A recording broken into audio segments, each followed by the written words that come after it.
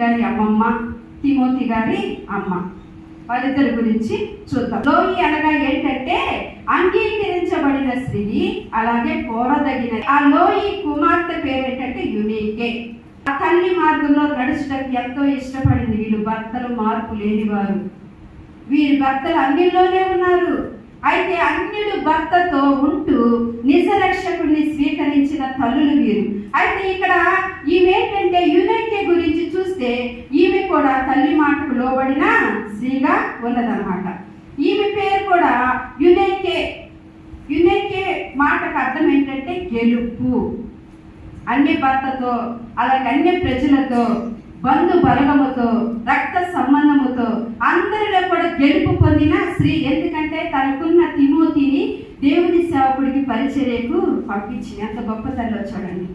నీ ఎందున్న విశ్వాసము మనకున్నదా? నిష్కపటమైనది ఉన్నదా మనలో? ఇక్కడ ఇవిలోనంట చెప్తున్నారు, నీ ఎంత నిష్కపటమైన విశ్వాసమును జ్ఞాపకము చేసుకొని పితరుల ఆచారము ప్రకారము నిర్మలమైన మనస్సాక్షితో చూడు, నీవు సేవించుచున్న దేవుని కృతజ్ఞుడై ఉండడానికి తిమోతి గారిని పెంచడానికి తల్లి ఎంతో కష్టపడింది ఆమె.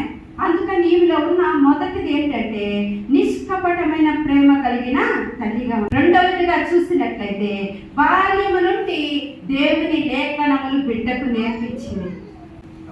ద్వితీయోపదేశకాండము 6వ అధ్యాయం 7వ వచనంలో చూస్తే, నీవు నీ కుమారులకు వాటిని అభ్యసింప చేసి నీ ఇంట కూర్చుంటున్నప్పుడు, త్రోవను నడిచినప్పుడు.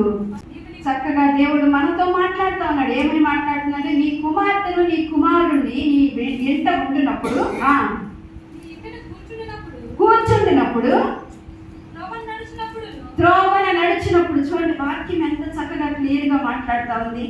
నీ బిడ్డలకంట, నీ బిడ్డలకు నీ ఇంటిలో నీవు కూర్చున్నప్పుడు, తల్లిగా తండ్రిగా నీ ఇంట్లో కూర్చున్నప్పుడు, త్రోవలో నడిచినప్పుడు, పండుకొనినప్పుడు, లేచినప్పుడు దేవుని ఆజ్ఞలను గురించి మాట్లాడమని తండ్రి యెహోవా చెప్తా ఉన్నాడు. మనం నేర్పించిన జ్ఞానము దేవునిలో ఉన్నదని బిడ్డకు నేర్పించింది. సామెతలలో కూడా చూస్తే 22:6వ వచనములో చూసినట్లయితే ఇక్కడ చెప్తా ఉన్నాడు, తల్లులైన వారికి తండ్రులైన వారికి ఏమని చెప్తున్నారు ఒకసారి చూసుకుందాం.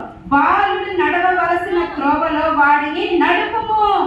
నీవు బయలుదేరి నాతో రా అని పౌలు చెప్పగానే వెంటనే తిమోతి వెంటనే